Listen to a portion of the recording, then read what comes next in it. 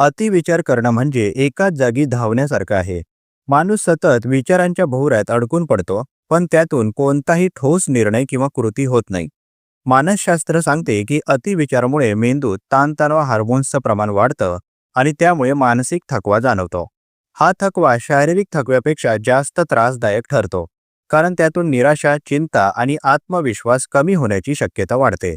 अनेक वेळा अतिविचार करणारी व्यक्ती भूतकाळातील चुका किंवा भविष्यकाळातील अनिश्चितता यावर लक्ष केंद्रित करते, ज्यामुळे वर्तमान क्षण जगणं कठीण होतं.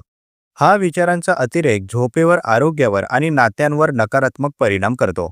उपाय म्हणून माइंडफुलनेस, सेल्फ टॉक किंवा विचारांचं नियोजन या पद्धती उपयुक्त ठरतात. जाणीवपूर्वक विचारांना दिशा दिली तर उगाच धावण्याऐवजी खऱ्या प्रगतीकडे वाटचाल करणं शक्य होतं. धन्यवाद.